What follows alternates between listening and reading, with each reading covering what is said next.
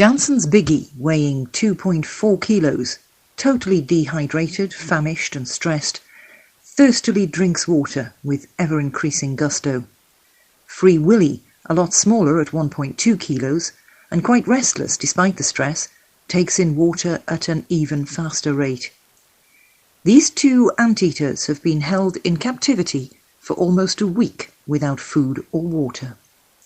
Jansen's Biggie and Free Willy tell the story of the pangolin in Nigeria.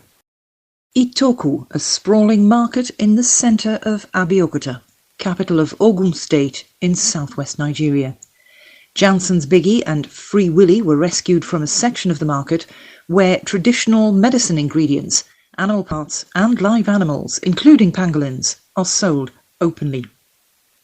Acting on a tip-off, conservationists went to the market. After intense negotiation, the team paid about 18,000 naira, that's about $50, to buy the pangolins. A third and much smaller pangolin had died. The trader said hot water was accidentally poured on the mammal. Nobody in this market is aware that pangolins are an endangered species. This is business as usual in a region steeped in tradition and culture, where age-old beliefs and customs hold sway. Traditional medicine enjoys tremendous patronage here, as in many parts of Africa and Asia. In China, pangolin scales are officially allowed in traditional medicine. Two of the continent's 4 species are now one step closer to extinction. The giant ground pangolin and the white-bellied pangolin are now listed as endangered on the latest International Union for Conservation of Nature Red List. Both the species are indigenous to, amongst others, Nigeria. And like in South Africa, one of their major threats is poaching. In Nigeria, it's a federal offense to trade, possess, or even kill pangolins.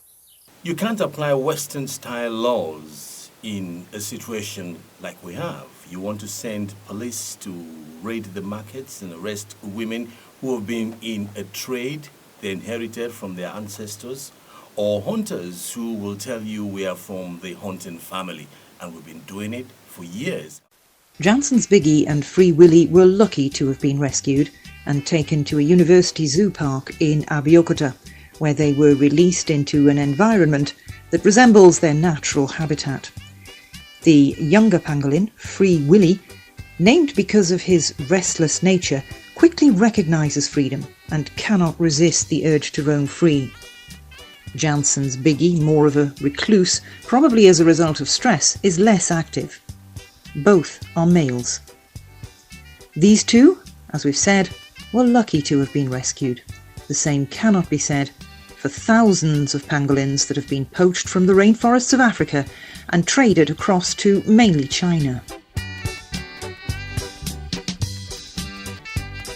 There have been a total of 4 seizures of pangolin scales, totalling about 100 metric tons, all emanating from Nigeria. There were 2 seizures in Singapore. Nigerian customs officials intercepted 1,500 kilos of pangolin scales at the Port Harcourt airport. Destination, China. Inside China itself, in the Wenzhou-Zhejiang region, 23 metric tons of scales were seized after months of investigation. 23 tons means an estimated 50,000 pangolins were killed to extract the scales. Smoked pangolin meat, a delicacy in countries of Central and West Africa, including Nigeria, where it is classified bushmeat for pepper soup. In China, pangolin meat is savoured by only the rich. A shocking discovery for members of Uganda's pangolin clan. Pangolin is totem for one of the 56 clans of Uganda's Buganda people. The wife of a Ugandan army general on a delegation to China recounts an experience she had in her hotel. She was served a meal with pangolin meat. Intuition, or curiosity, made her ask the waiter what the nice tasty meal was. "Pangolin," replied the waiter. Horror. The general's wife is from the Pangolin clan, and it's taboo to eat pangolin. According to her, a pangolin meal in China costs between $75 and $150.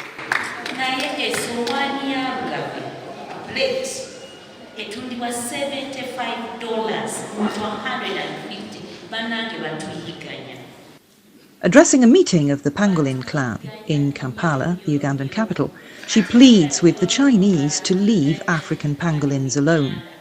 We are so few, so they should stop hunting us, she says.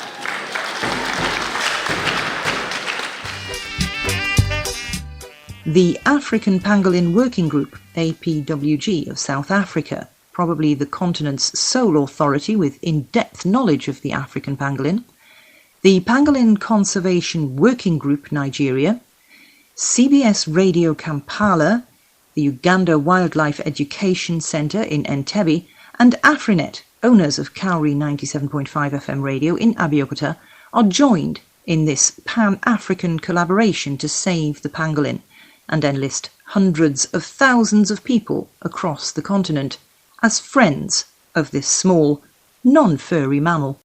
Please join us in our Save the Pangolin campaign. We can do amazing things together. Before our very eyes, these animals are going extinct. So there's a need for us to do something.